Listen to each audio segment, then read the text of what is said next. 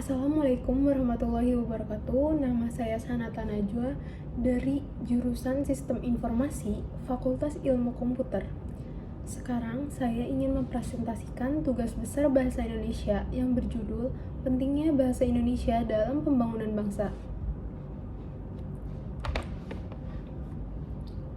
Yang pertama adalah latar belakang. Bahasa Indonesia memiliki peran penting dalam kehidupan bermasyarakat, berbangsa, dan bernegara. Perannya tampak di dalam kehidupan bermasyarakat di berbagai wilayah, tanah tumpah dari Indonesia, komunikasi, perhubungan pada berbagai kegiatan masyarakat, telah memanfaatkan bahasa Indonesia di samping bahasa daerah sebagai wahana dan piranti untuk membangun satu kepahaman, kesepakatan, dan persepsi yang memungkinkan untuk terjadinya kelancaran pembangunan masyarakat di berbagai bidang. Bahasa Indonesia ini adalah aset milik bangsa. Dalam perkembangan dari waktu ke waktu, teruji keberadaannya, baik sebagai bahasa persatuan maupun bahasa resmi negara Indonesia. Bahasa juga dapat diartikan sebagai simbol atau lambang bunyi yang berfungsi sebagai alat komunikasi antar individu, bermasyarakat, berinteraksi satu sama lain, dan bersosialisasi menggunakan bahasa itu, sehingga begitu penting peranan bahasa dalam kehidupan bermasyarakat. Bahasa Indonesia semakin berkembang dan beradaptasi, tetapi di sisi lain bahasa daerah pun tetap memiliki peranan dan jabatan yang penting dalam kehidupan sehari-hari. Bahasa daerah tetap dijaga eksistensinya di arus permasalahan kebahasaan yang terjadi di Indonesia ini. Oleh karena itu, sebagai bangsa yang besar, kita harus mengetahui pentingnya fungsi peran bahasa Indonesia dalam pembangunan bangsa.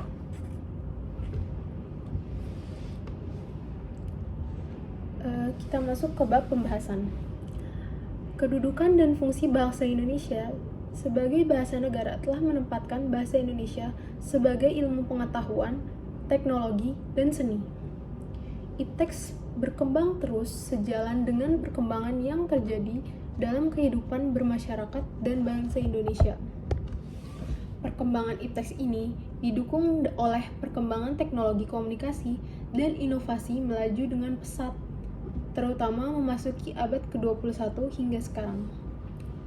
Dalam kehidupan berbangsa dan bernegara, bahasa berperan sebagai kebutuhan pokok dalam kegiatan bersosialisasi. Oleh karena itu, bahasa merupakan simbol yang dihasilkan oleh alat ucap yang biasa digunakan oleh sesama masyarakat. Dalam kehidupan sehari-hari, hampir semua aktivitas masyarakat menggunakan bahasa, baik berbahasa dalam berbentuk lisan maupun tulis dan bahasa tubuh. Bahkan ketika tubuh kita tidur, dalam keadaan tidak sadar, kita juga menggunakan bahasa. Yang pertama, fungsi dan peran bahasa Indonesia dalam pembangunan bangsa Indonesia. Fungsi bahasa Indonesia dalam pembangunan bangsa terdapat dalam pernyataan sikap bertanah air satu, tanah air Indonesia, berbangsa satu, bangsa Indonesia, dan menjunjung bahasa persatuan bahasa Indonesia. Dalam Sumpah Pemuda 28 Oktober 1928, Indonesia yang menempatkan bahasa Indonesia sebagai bahasa persatuan bangsa Indonesia. Bangsa Indonesia telah menyatukan berbagai lapisan masyarakat ke dalam satu kesatuan bangsa Indonesia. Bangsa Indonesia mencapai puncak perjuangan politik sejalan dengan perjuangan politik bangsa Indonesia dalam mencapai kemerdekaan pada tanggal 17 Agustus 1945. Hal ini dibuktikan dengan dijadikannya bahasa Indonesia sebagai bahasa Indonesia atau bahasa negara. Di sisi lain, perkembangan bahasa Indonesia terasa belum seimbang dengan adanya perkembangan IPTEX dan zamannya.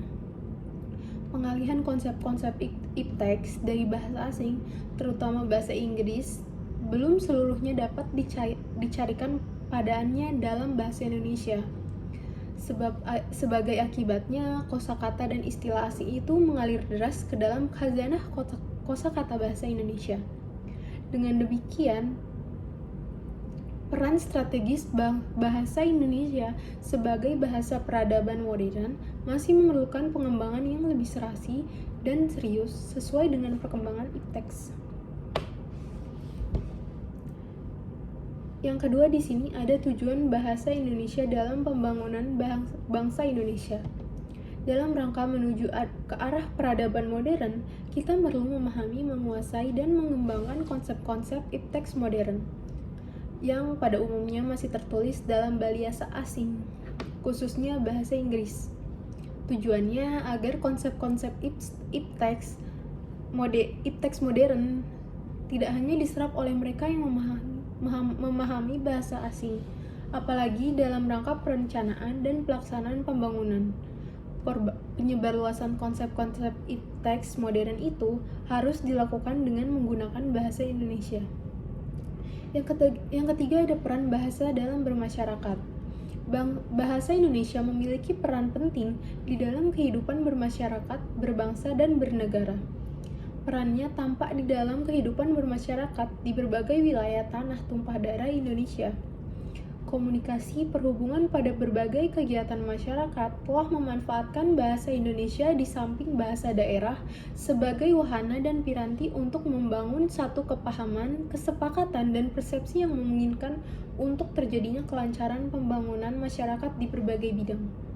Bahasa Indonesia adalah aset milik bangsa dalam perkembangan dari waktu hingga ke waktu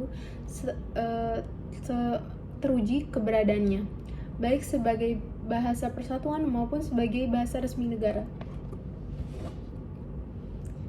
Di sini ada kesimpulan. Kesimpulan yang dapat saya ambil adalah kedudukan dalam dan fungsi bahasa Indonesia di wilayah Negara Kesatuan Republik Indonesia adalah sebagai bahasa nasional dan bahasa negara dalam pembangunan bangsa, yakni sebagai perisai pemersatu yang belum pernah dijadikan sumber permasalahan oleh masyarakat pemakaiannya yang berasal dari berbagai ragam suku daerah. Bahasa Indonesia berperan penting dalam pembangunan bangsa karena bahasa Indonesia merupakan bahasa resmi kenegaraan yang berperan penting dalam memajukan pembangunan masyarakat dalam berbagai aspek kehidupan yang akhirnya mendorong kemajuan dalam berbagai aspek kehidupan dan pembangunan bangsa. Dan terakhir ada saran di sini, sebagai kaum intelektual kita harus menjaga bahasa Indonesia agar menjadi bahasa yang dapat mempersatukan berbagai kelompok masyarakat.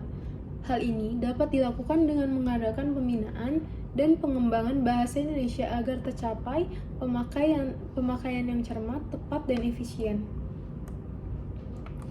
Berikut ada daftar referensi yang telah saya sertakan di kolom PPT tersebut. Oke, saya kira cukup sampai di sini. Kurang lebihnya mohon maaf. Terima kasih. Assalamualaikum warahmatullahi wabarakatuh.